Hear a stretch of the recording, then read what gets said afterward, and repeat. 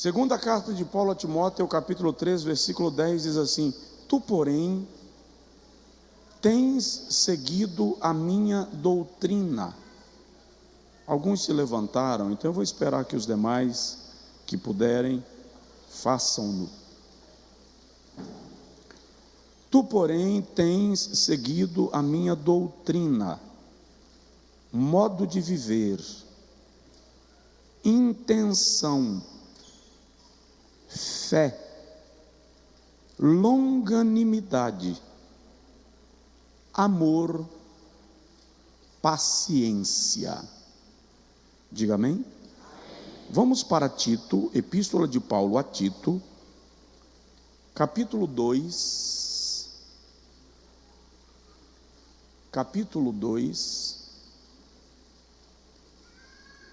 versículo 10, é logo após, Tito 2,10, não defraudando, não roubando, não furtando, não sonegando, antes mostrando toda a boa lealdade, para que em tudo sejam ornamento da doutrina de Deus, nosso Salvador. Agora diga comigo: Senhor, eu quero aprender a tua palavra. Amém. Podem sentar, meus irmãos.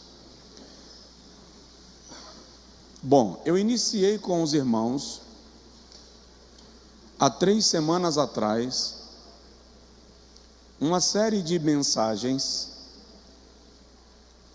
Eu não queria dizer a você quanto vai durar, porque eu tenho medo de dizer e você desanimar. Mas ela vai demorar alguns meses, aproximadamente 1 ano e meio, 18 meses. Quando ela terminar, você pode dizer assim: eu fiz um curso regular em teologia. Porque cada mês eu vou ministrar sobre uma doutrina fundamental da nossa fé.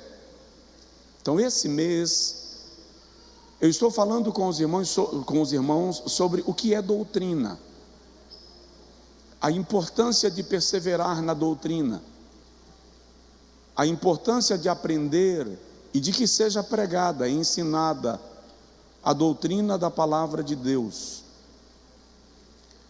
No próximo mês nós já vamos migrar para um outro tema. Por exemplo, possivelmente nós vamos estudar sobre a inspiração das Sagradas Escrituras. E aí cada mês, 4 terças, nós vamos trabalhar uma doutrina bíblica diferente, no intuito de que a igreja amadureça no seu conhecimento fundamental da fé que professa. Pedro diz que nós devemos estar preparados para respondermos com mansidão quando formos questionados sobre a razão da fé que há em nós. Nas aulas que eu tenho dado, todo dia, meio-dia, eu estou fazendo aulas, e nós temos a mentoria bíblica, que eu estou dando aula ao vivo toda segunda-feira, de Bíblia. A pergunta que mais me chega é: o que eu faço para memorizar versículos bíblicos? E a minha fala tem sido esta: mais importante do que memorizar é entender. Se você memoriza, mas não entende o que o texto está dizendo, é apenas memorização. Se você entende e coloca em prática, a tua vida muda, e a vida das outras pessoas também mudam através da tua. Eu tenho me deparado com pastores frustrados, e eles dizem: eu vou parar de pregar, eu vou parar de ensinar, eu vou parar de pastorear. As pessoas não aprendem. Você prega e parece que não disse nada. Nestes cultos, ainda que sempre o Senhor terá liberdade de operar, de agir, o poder descer, a unção vir, eu quero manter um padrão mais didático de ensino, para que haja realmente compreensão do que nós estamos ministrando e assimilando. No texto de Paulo a Timóteo, Paulo está defendendo o seu ministério e comunicando a Timóteo algumas verdades das quais o jovem pastor de Éfeso não deveria esquecer. É uma série de admoestações que o apóstolo dá a Timóteo nessa epístola. Lembre, por favor, e se quiser anota, quando Paulo escreveu essa epístola, ele estava preso, ele não foi solto. Depois dessa epístola ele foi morto. Se o irmão leu o capítulo 4, lá no versículo de número 9, ele diz: procura vir ter comigo depressa. A história relata que quando Timóteo chegou, Paulo já havia sido executado. Nero mandou-lhe degolar. Então Paulo escreve essa carta na prisão. E na prisão ele diz a Timóteo: tu conheces a minha doutrina, tu tens seguido a minha doutrina, meu modo de viver, minha intenção, fé e longanimidade, paciência. Já disse aos irmãos aqui que doutrina é o bojo de convicções, crenças que regem, que delimitam e que identificam um povo a partir da sua fé, da sua crença. Já disse aos irmãos na semana passada que o conceito de Atos 2:42 de perseverar na doutrina significa permanecer naquilo que recebeu, naquilo que foi ensinado, não sair em busca de inovações, de novidades. Tem muita gente que parece que é morador de Atenas. A Bíblia diz em Atos 17 que os moradores de Atenas não tinham o que fazer e se ocupavam das novidades que surgiam. Quando um crente não ocupa a sua mente com algo saudável, ele fica se ocupando das inovações, das invencionices, que vão sendo proliferadas como verdades espirituais para a nossa vida. E a questão da obediência à sã doutrina é tão séria que Paulo diz a Tito, orientando Tito, e ele está dizendo a Tito que ele deve ensinar para a igreja.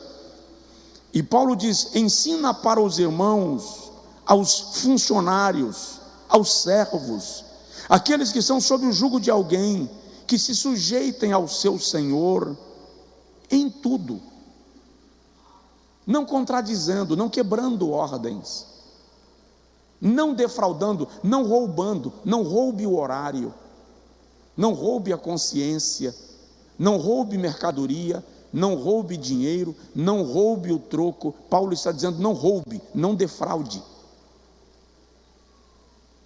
Entenda isso, crente, irmão, não roube.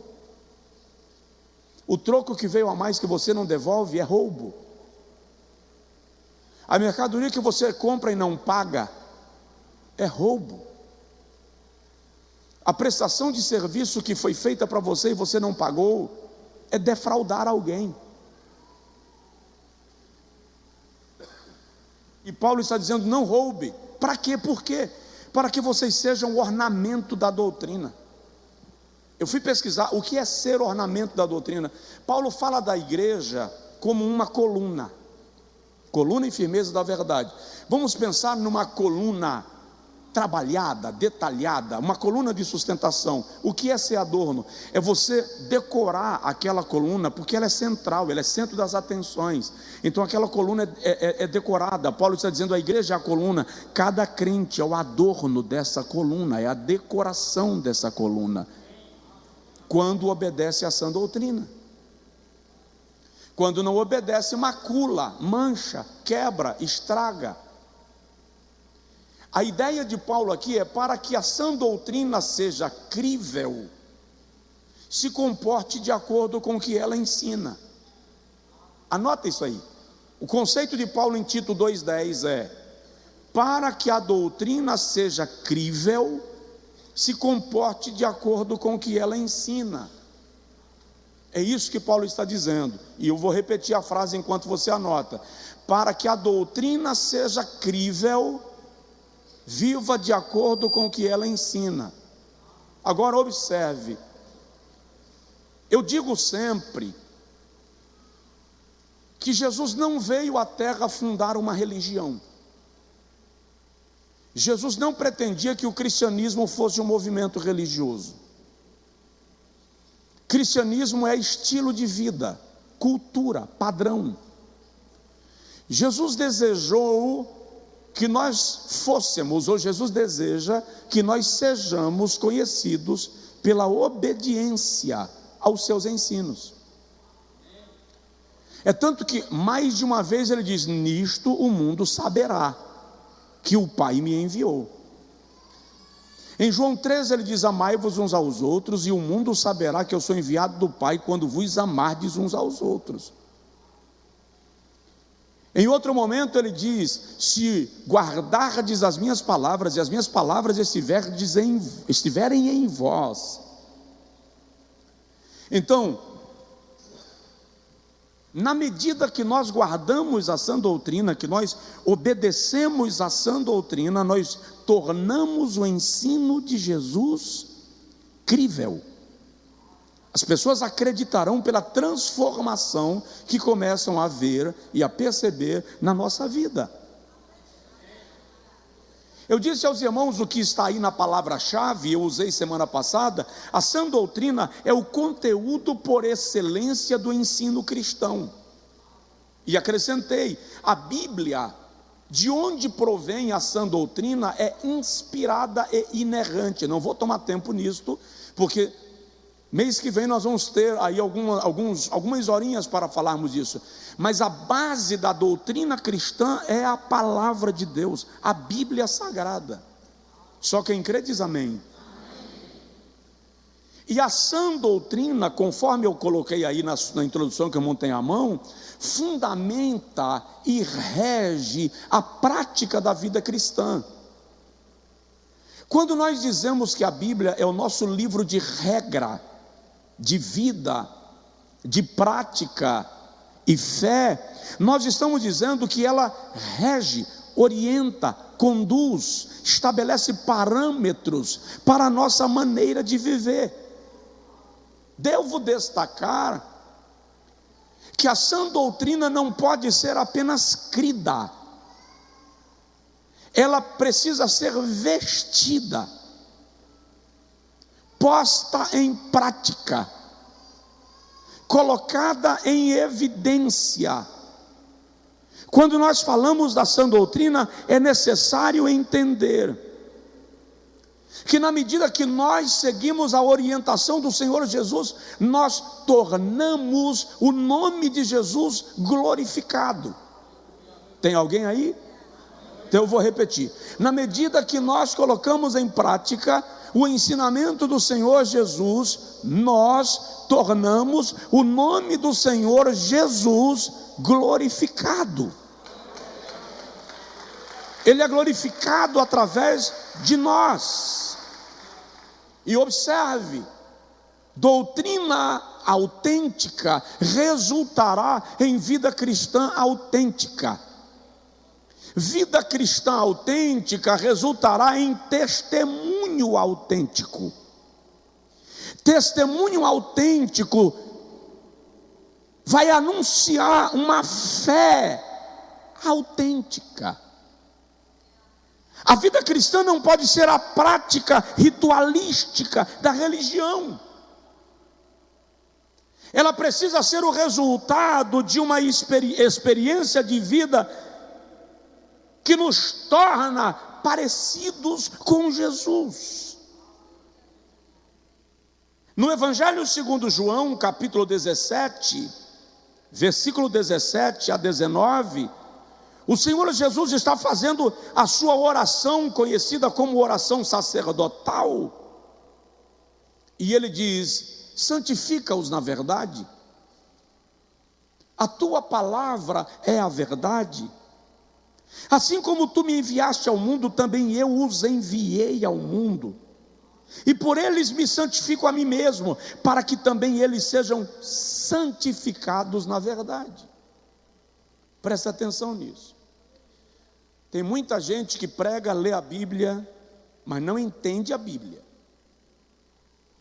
Na medida que nós entendemos o que a Bíblia está dizendo, na medida que a palavra vai penetrando nossa alma, o recôndito da nossa alma, ela vai gerando em nós uma sede de santificação, uma sede de mudança. Ninguém aqui é perfeito, mas todos podem ser aperfeiçoados na medida que a palavra de Deus vai invadindo o nosso interior e gerando em nós consciência daquilo que Deus quer de nós, para nós e através de nós. E Paulo diz aos Tessalonicenses, não está aí a nota, capítulo de número 4, que a vontade de Deus para nós é a nossa santificação. A vontade de Deus para nós é a nossa santificação. De modo que a sã doutrina, o entender a palavra, e nós vamos ser chacoalhados nos próximos meses, vai gerar em nós uma santidade até do pensamento.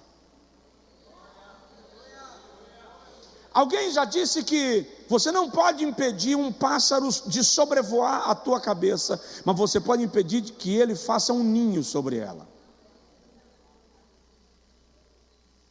Então a sã doutrina muda a nosso modo de pensar. Filipenses 4, 8 e 9, Paulo diz: tudo que é bom, tudo que é honesto, tudo que é de boa fama, tudo que é louvável, se há alguma virtude e se há algum louvor, nisto pensai. Aliás, deixa eu abrir uma brecha. Você sabia que o último pensamento seu de hoje à noite será o seu primeiro de amanhã? Então a grande pergunta é: o que você dorme pensando? O que nutre os seus pensamentos quando você vai dormir? Quando você acorda, isso define o teu dia. É por isso que muitas vezes você acorda com a sensação que não dormiu. Cansado, nervoso, chateado, chateada, com o nervo à flor da pele. Você dormiu brigando. Não brigou com ninguém. Ninguém ouviu. Mas os seus pensamentos estavam em um campo de batalha. Então começa a nutrir a tua mente da palavra de Deus. Começa a viver de acordo com aquilo que você acredita. Fala aí com o seu vizinho: vive de acordo com aquilo que você acredita. Por exemplo, quantos aqui acreditam que Jesus vai voltar e arrebatar a sua igreja? Levanta a mão. Aleluia. Por que nós não vivemos como se Jesus fosse voltar hoje? As pessoas estão aí agoniadas, e é incrível, me perguntam direto: o senhor é pré-tribulacionista ou pós-tribulacionista? Simão, eu creio no arrebatamento. Essa discussão de pré, pós, pró, amilenista, pré-milenista, são discussões da teologia, da sala de aula. Para mim a base é simples: Jesus vai voltar. Se antes da grande tribulação, se depois da grande tribulação, não é o meu foco. A gente pode sentar na mesa e discutir isso sentado, numa aula. No púlpito, o que me prende, o que me satisfaz, e no dia a dia, na minha alma, o que me alimenta, é o fato de que eu sei que Jesus vai voltar. Agora, eu preciso começar a viver de acordo com esta convicção, de acordo com essa certeza. E para isto eu preciso me tornar um observador da sã doutrina, porque ela vai fortalecer a minha vida, a minha fé, e vai estreitar o meu relacionamento com Deus. Estreitar o meu relacionamento com Deus. Por isso que Deus estabelece para Israel, está lá em Deuteronômio capítulo 6, ensina teu filho a minha lei, no caminho do campo, no caminho da roça, assentado à tua mesa, assentado à tua casa, ensina, inculca nele, ou seja, repete, fala mais de uma vez, até que ele aprenda, insere nele, planta dentro dele a minha palavra, a minha lei, o meu mandamento, os meus princípios espirituais. Porque Provérbios 22:6, ensina o menino no caminho em que deve andar, e até quando envelhecer, não se desviará dele. Ensina. Eu gosto de lembrar que o conhecimento da sã doutrina não pode ser meramente cognitivo, não é apenas aprender. Existem duas palavras das salas do curso teológico, anota: ortodoxia e ortopraxia. Ortodoxia se diz do ensino, a ortodoxia se diz da pedagogia. A ortodoxia se diz daquilo que é ensinado, e presta atenção, ensinar é imprescindível. Eu vejo os pregadores citando muito Oséias 4:8, quando Deus diz assim: o meu povo está sendo destruído porque lhe falta conhecimento. O que a maioria dos pregadores esquece de observar é que ali Deus não está repreendendo o povo. Deus está repreendendo os sacerdotes que não ensinam ao povo.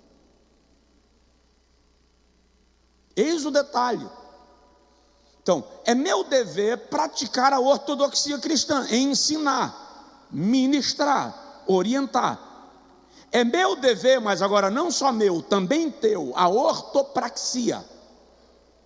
O que é ortopraxia? É colocar em prática aquilo que foi ensinado.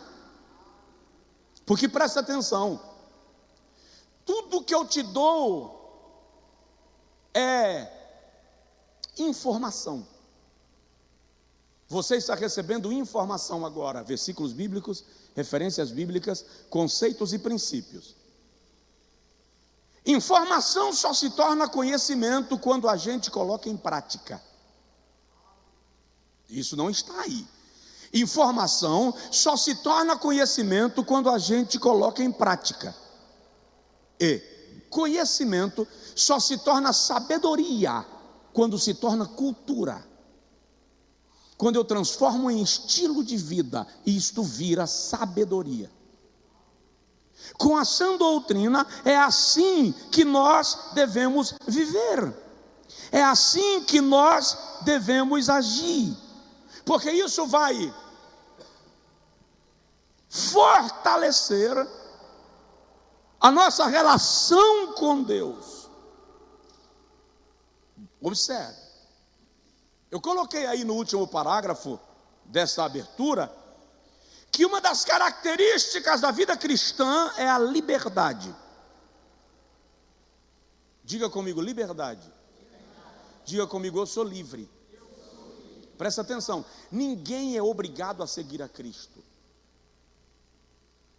Ninguém é obrigado a obedecer a palavra de Deus. É por isso que eu não entendo certas discussões.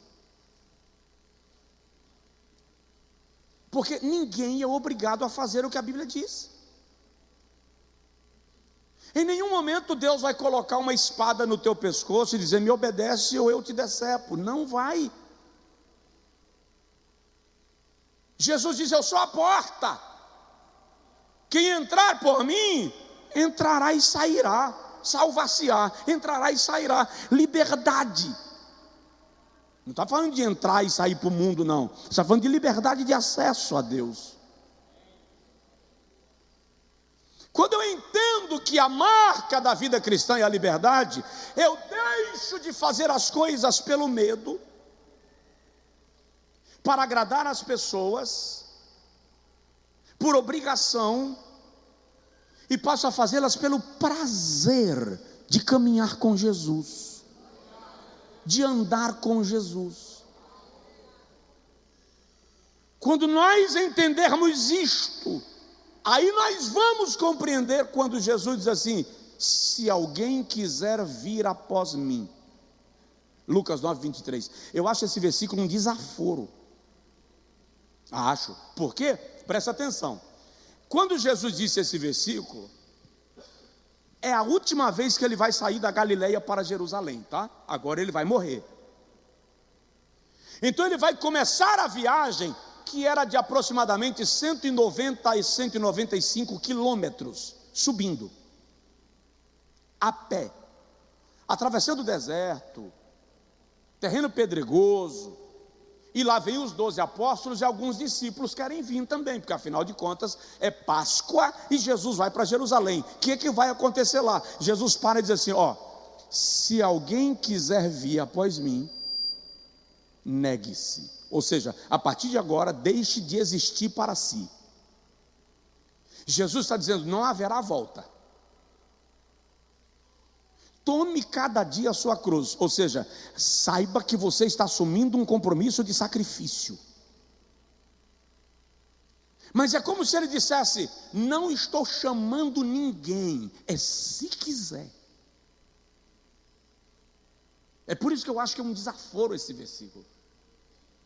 Fale com o seu vizinho: é se quiser.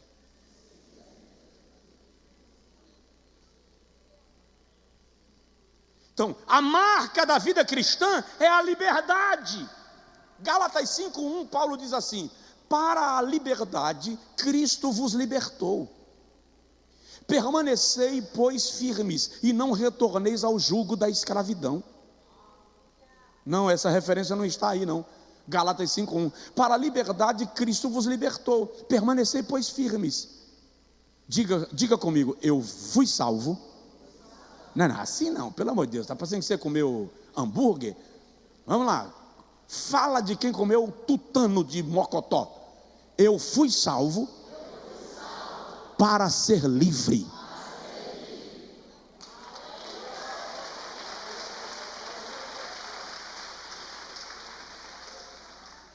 Vamos lá, os dois lados da sã doutrina.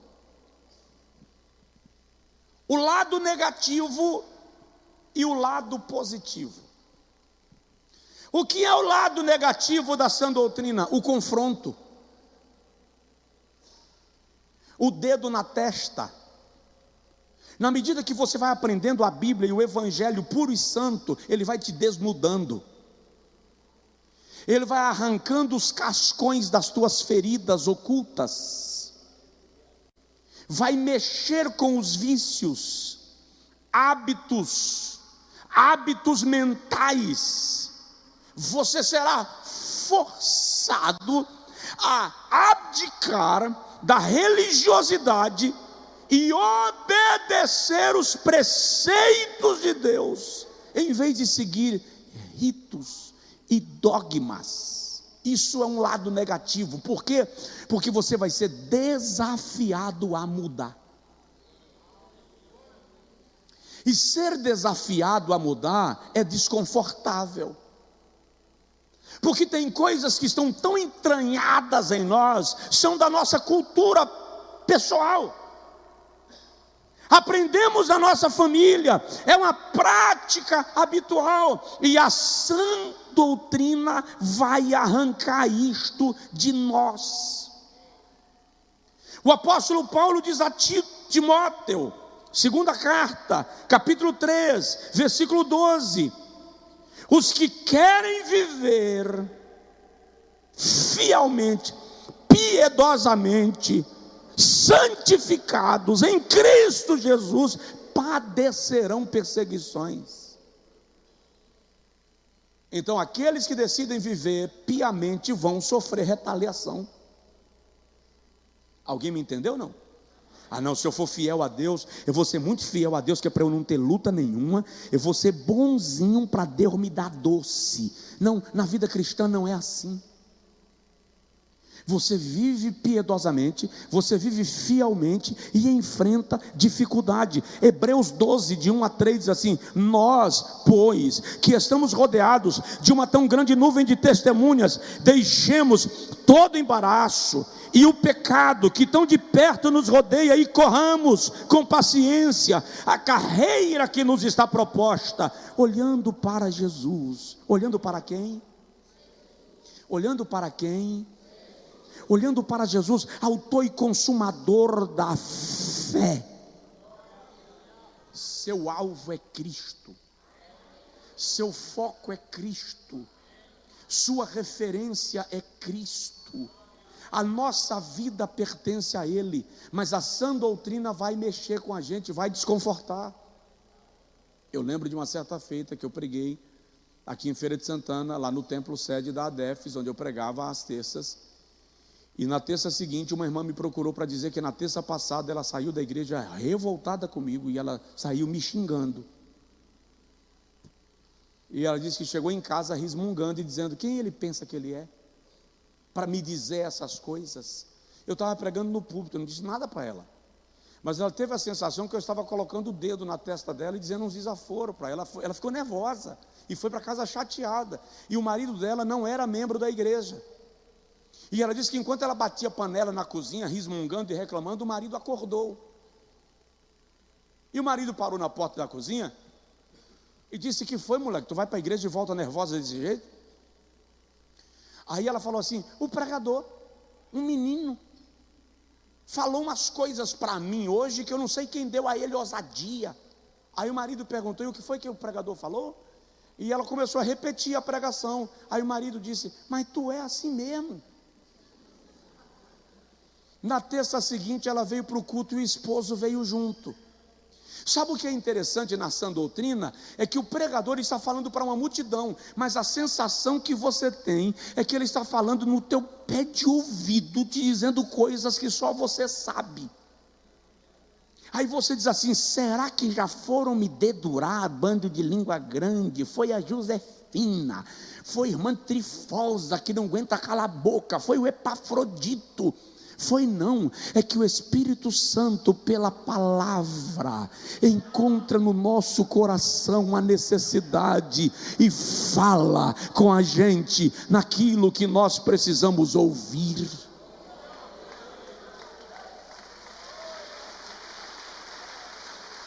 O lado positivo da sã doutrina: os frutos que ela vai produzir. O fruto do Espírito que será gerado em nós, a transformação que ela vai ocasionar em nós, o aparelhamento da nossa vida que vai ser tratado em nós. É por isso que eu vou repetir: o diabo torce para que a igreja perca o interesse pelo aprendizado na palavra de Deus. Eu ouso lhe dizer que Satanás está levantando bons pregadores. Amém? Amém não, eu disse: Satanás está levantando bons pregadores para enganar a igreja com ensinos distorcidos. Sim, por quê? Porque o ensino da palavra torna a igreja quem ela foi chamada para ser. Pastor, e o diabo vai levantar pregadores? A Bíblia diz que nós não devemos ignorar os seus artifícios, porque ele pode se transfigurar até em anjo de luz. Provoca de leve aí o vizinho para ele: fica atento. Lá vai, eu tenho que mexer com você. Fica atento como? Se você não sabe nada de Bíblia, como é que fica atento?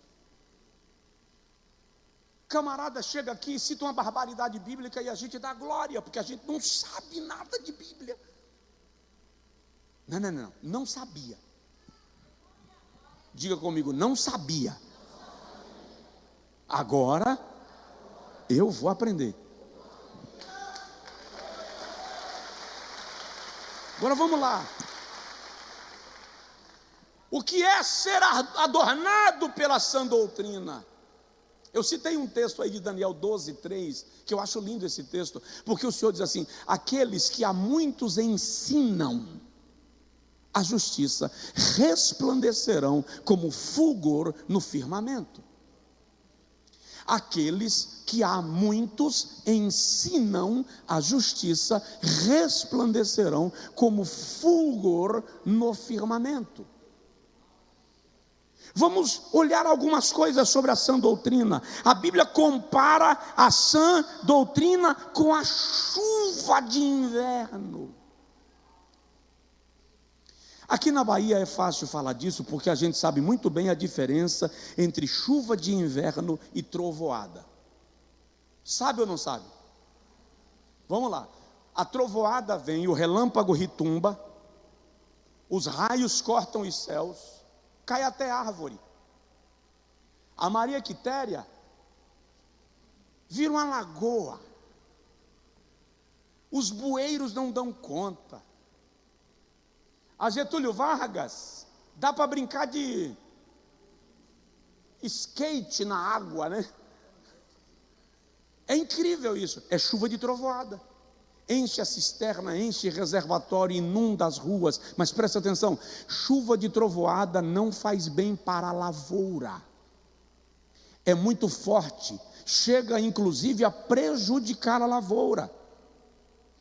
Então observe, aquele culto que o pregador chega aqui, pula, se move, o poder desce, você dança, você até cai. Ele é bom. É chuva de trovoada. Se acontecer todo dia, enche teu reservatório que você chega a morrer afogado. Eu saí da igreja, estou esgotado. Eu não conseguindo falar, porque eu dei tanto glória ontem. Mas a questão aqui é, no que a tua vida está sendo edificada. E eu não estou dizendo que não é. Eu estou dizendo que serve para encher o reservatório. Mas para regar a lavoura, para regar a igreja, para manter a igreja nutrida pela palavra. Deuteronômio 32:2, goteje a minha doutrina como a chuva. Destile o meu dito como orvalho, como chuvisco sobre a erva, e como gotas de água sobre a relva. Deixa aí caindo de gota em gota, a chuva serena. Parece que não está acontecendo nada, mas o solo está sendo molhado, está sendo regado, e vai florescer, porque lavoura regada frutifica. Daí, em Joel 2:23, o Senhor diz assim: eu vos enviarei o ensinador de justiça, e com ele a chuva, no seu devido tempo, a temporã e a serôdia, porque a sã doutrina regula as coisas, aparelha. Presta atenção, Deus vai colocar nesta igreja, Deus vai colocar na tua casa, Deus vai colocar na nossa vida em ordem tudo aquilo que está fora do lugar.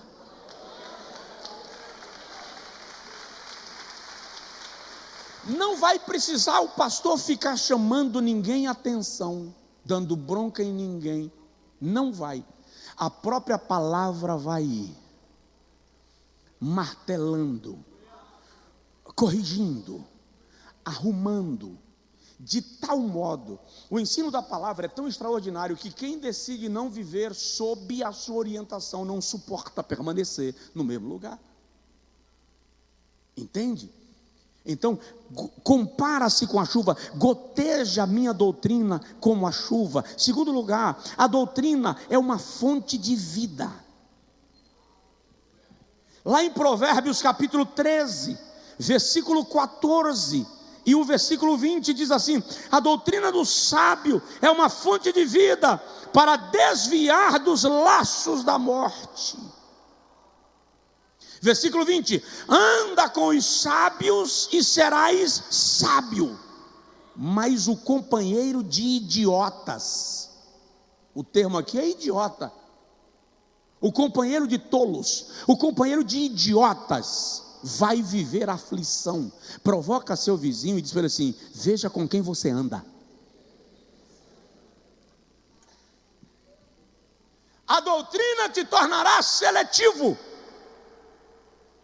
Você vai perceber que nem todas as amizades te são úteis. Você vai perceber que muitos estão do teu lado por interesse, te bajulam, mas não te respeitam. E a sã doutrina te fará perceber que se você quiser ser sábio, ande com alguém mais sábio do que você. Tem gente que gosta de estar num ambiente onde ele é o mais inteligente,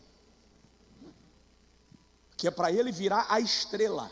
Presta atenção, se você ficar na sala onde você é o mais inteligente, certamente você não vai se desenvolver. Goste das salas onde você é o que sabe menos, porque aqueles que sabem mais vão te dar uma aula para a vida, e você vai crescer de maneira extraordinária. Ela é fonte de vida. Provérbios capítulo 4, versículo 2 a 18, Salomão chega a admoestar, não vou ler, mas Salomão chega a admoestar: adquire a sabedoria, compra o conhecimento, com tudo aquilo que possuis, adquire o entendimento, a sabedoria te honrará, o entendimento será uma grinalda de graça sobre a tua cabeça. Vai te elevar ao patamar que você deseja chegar. A igreja é vivificada pelo ensino da palavra.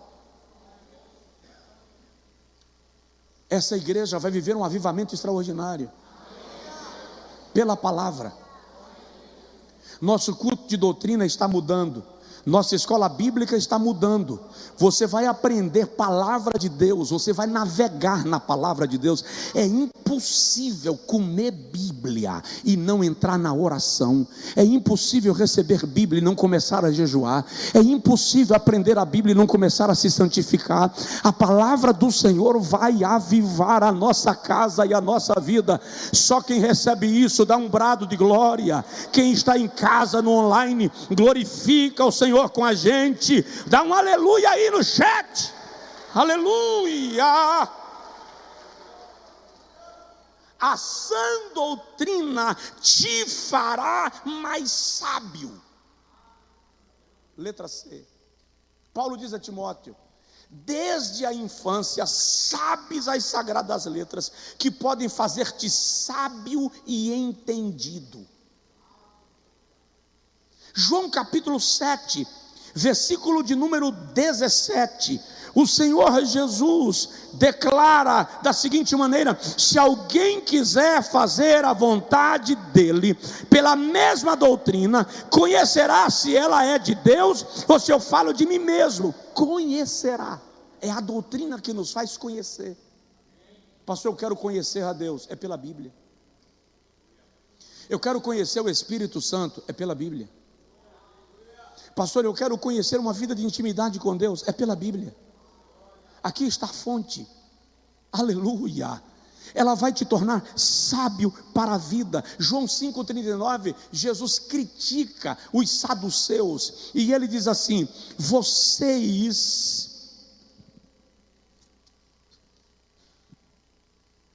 examinam as Escrituras, porque creem que por elas tereis a vida eterna. São elas que de mim testificam. Jesus está dizendo: vocês leem as Escrituras, mas não me enxergam. Presta atenção, se a gente lê a Bíblia apenas com a mentalidade religiosa, nós não veremos Deus, veremos dogmas, veremos ritos, veremos regras. É preciso conhecer ao Senhor. Jeremias 9:23, anota, o Senhor diz assim: se alguém quiser gloriar-se, glorie-se em me conhecer e em fazer a minha vontade. Não são os títulos que nós temos, o status que Deus nos deu. o respeito e o renome na área onde atuamos. Não, o Senhor disse: se você quiser se gloriar, se você quiser bater no peito, faça isso por me conhecer.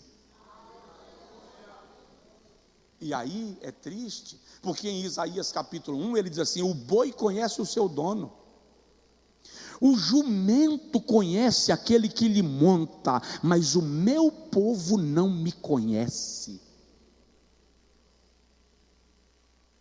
Tem alguém aí? Vamos lá. Letra D. A doutrina é uma lâmpada. Ela vai te guiar. Eu estou acompanhando uma pessoa que está vivendo um dilema pessoal, de algum lugar aí do mundo. E hoje eu disse para ela o seguinte: ela falou: pastor, eu não sei o que eu faço, porque a minha mente pensa isso, depois pensa isso. Eu falei: você sabe o que você faz, você só não quer fazer aquilo que você sabe que precisa ser feito. Porque na maioria das vezes o nosso dilema não é por não saber o que fazer, é por não querer fazer aquilo que sabemos que precisa ser feito. Porque a palavra de Deus já deu a direção. Salmo 119, versículo 105, o salmista diz assim: lâmpada para os meus pés é a tua palavra e luz para o meu caminho. Diz aí para o crente do teu lado: a palavra te guia.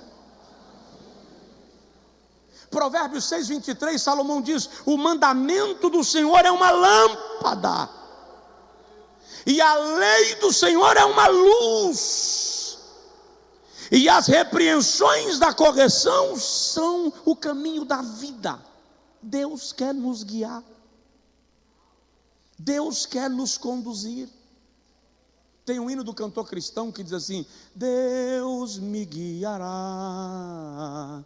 guiará, sim, Deus me guiará. Deus quer nos guiar, quer nos conduzir. O problema é que quando nós lemos a Bíblia Sagrada, nós vemos a Bíblia contrariando com muita frequência aquilo que a gente prefere. Olha bem para mim. Quem aqui nunca foi contrariado pela Bíblia? Levanta a mão.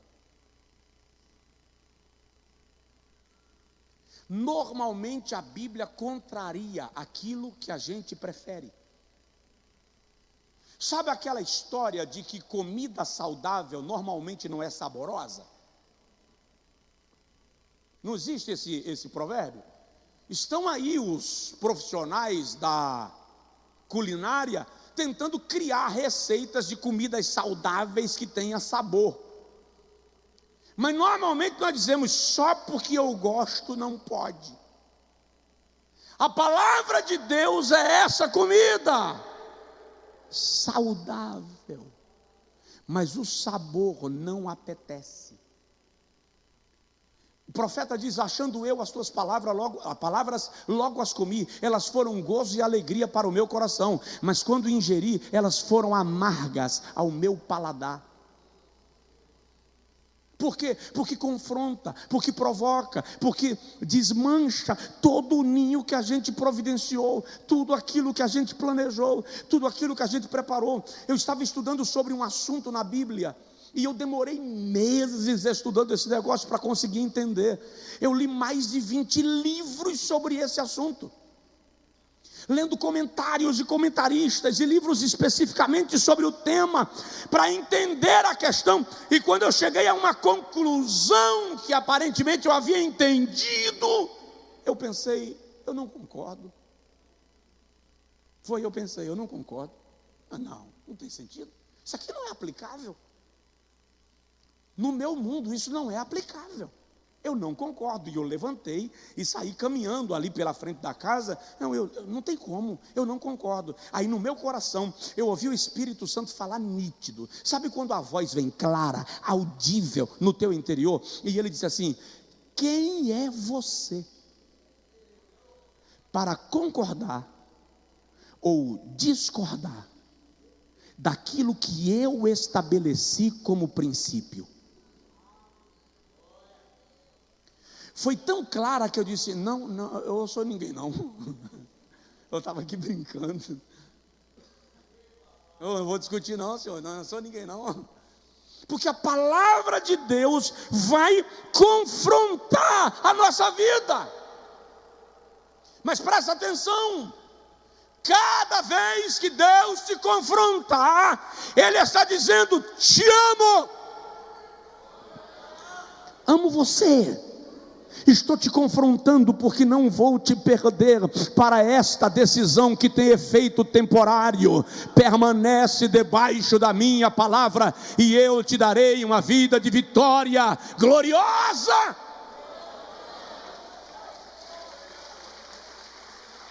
Vamos terminar?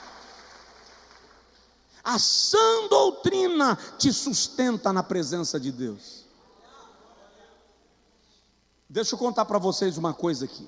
De vez em quando, já aconteceu aqui, o pastor Eliequinho sabe disso, irmão Muricy sabe disso, alguém no final de um culto, na hora do apelo, volta para a igreja, se reconcilia com Jesus. Eu fiquei desviado 5 anos, 10 anos, 20 anos no mundo. Aí quando o orientador, o discipulador diz assim: vamos para a classe do discipulado, eu digo: mas eu não preciso fazer discipulado, eu já fui da igreja. Eu estou retornando, não me convertendo. Ô santo, se tu entendesse alguma coisa da palavra de Deus, tu não terias desviado.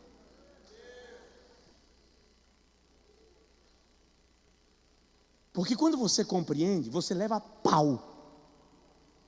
Você bate a cabeça na parede, desliza, se sente fraco, se sente fracassado, às vezes beija a lona, se manda no chão muitas vezes. Aí você levanta, limpa a lama e diz assim: eu não vou desistir de seguir a Cristo. Eu tenho convicção da minha fé em Jesus. Eu creio naquilo que a Bíblia diz. Apanhei, errei, caí, levantei, me arranhei, me melei, mas eu continuo crendo na palavra de Deus. Por quê? Porque a minha decisão de seguir a Cristo é irrevogável.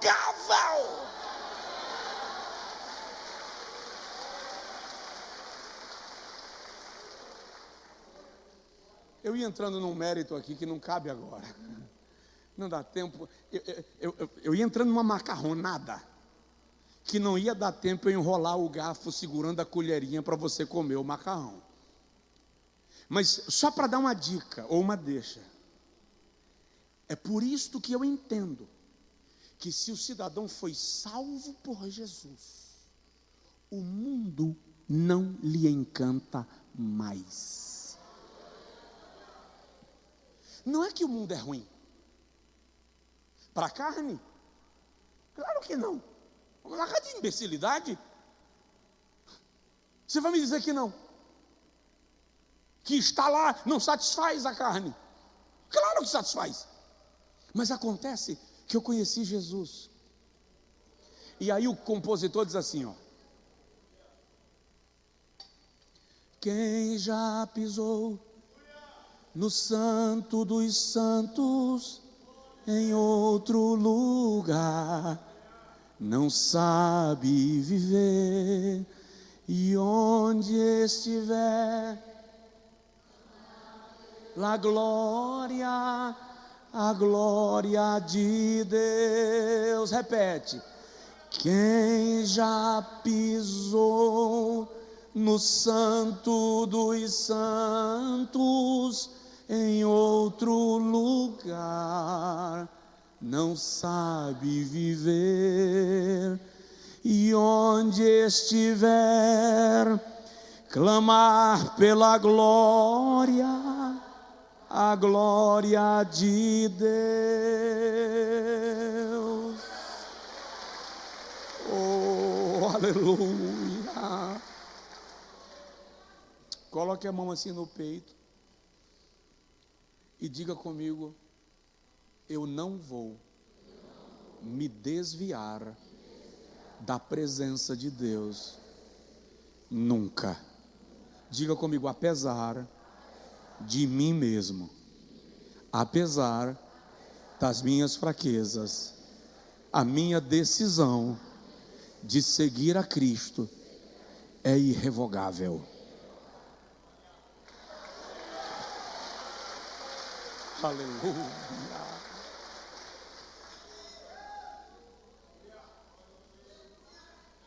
Vamos terminar. A sã doutrina vai te fortalecer para uma vida cristã vitoriosa. Os seus constantes fracassos vão se tornar cada vez mais esporádicos, até que eles não existirão mais na tua vida. Você não será escravo do pecado. Primeira epístola de João, capítulo 3, versículo 8, está escrito aí. Não está anotado aí, anota. Primeira epístola de João, capítulo 3, versículo 8, João diz: aquele que é nascido de Deus não peca habitualmente. Primeira epístola de João, capítulo 2, versículo 14, João diz: eu vos escrevi, jovens, porque sois fortes, a palavra de Deus está em vós, e já vencestes o maligno. Salmo 119, 11, escondi a tua palavra no meu coração, para eu não pecar contra ti. Declare comigo: eu vou vencer. Eu vou concluir dizendo aos irmãos: a doutrina cristã nos diferencia do padrão de vida mundano. Você não pode entregar sua vida a Jesus, dizer que é cristão e continuar vivendo como vivia antes. Ainda que essa transformação não aconteça da noite para o dia, porque ninguém anoitece cão e amanhece anjo, a transformação é um processo gradual. Provérbios 4,18, não está anotado aí, Provérbios 4,18 diz assim: a vereda do justo é como a luz da aurora, que vai brilhando mais e mais até ser dia perfeito. Segundo aos Coríntios capítulo 7, versículo 1, Paulo diz que nós devemos aperfeiçoar a nossa santificação no temor de Deus. Se é para aperfeiçoar, é porque é um processo. Mas eu não posso, como cristão, viver como se não fosse. Atos 2,42 diz que a igreja perseverava na doutrina.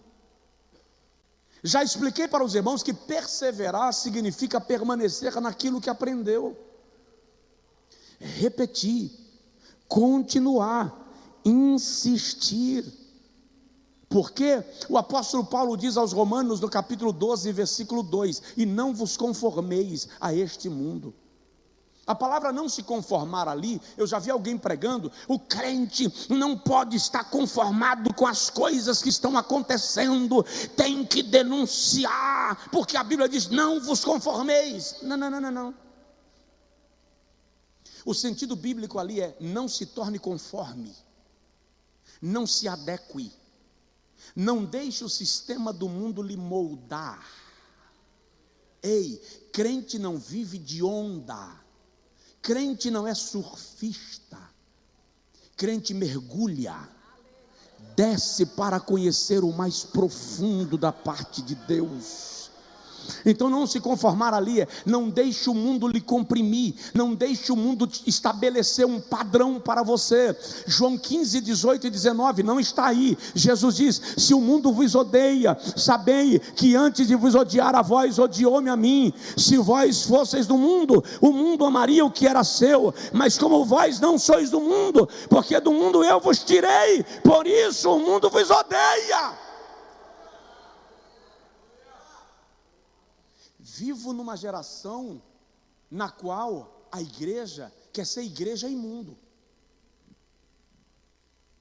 A igreja quer ser igreja imundo. Não, pastor, mas eu sou livre. Então o camarada quer ser igreja, mas não larga o baseado. Quer ser igreja, mas não larga a cocaína. Quer ser igreja, mas não para de encher a cara. Quer ser igreja, mas não abre mão dos vícios, sejam eles sexuais ou outros quaisquer. Romanos 6, 22, 6, 18, Paulo diz assim: libertos do pecado,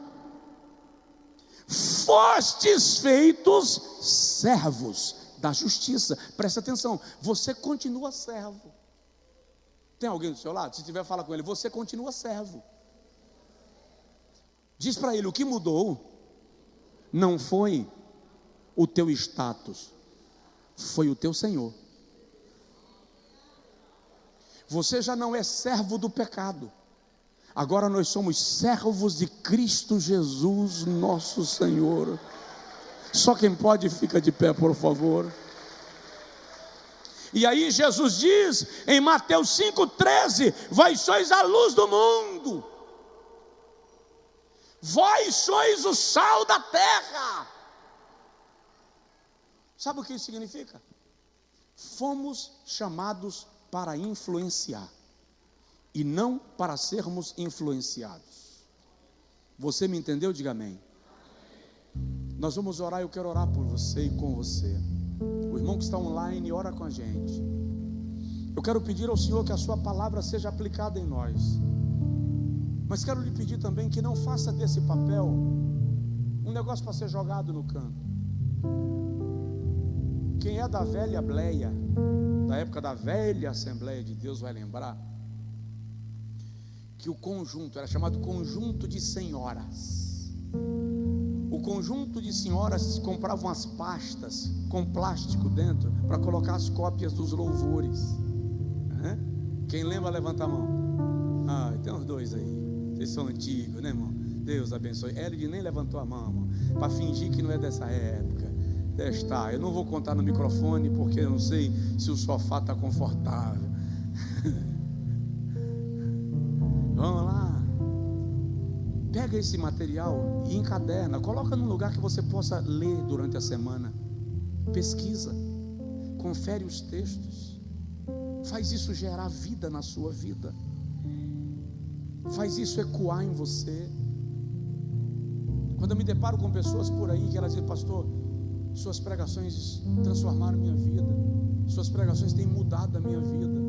Essa semana encontrei um irmão que falou assim: por meio da sua pregação, Deus salvou o meu casamento. Deixa eu contar um negócio para vocês. Eu atendi um camarada. Vocês lembram que eu preguei um dia desse aqui sobre casamentos de papel? Em janeiro, eu acho. Me liga um cidadão de algum lugar aí, empresário forte. Ele disse: pastor, eu tinha uma amante. Deixei minha mulher morando no nosso apartamento na capital e vim morar com a minha amante na fazenda. Pedi divórcio, tal. A minha amante resolveu me botar para ouvir uma pregação sua.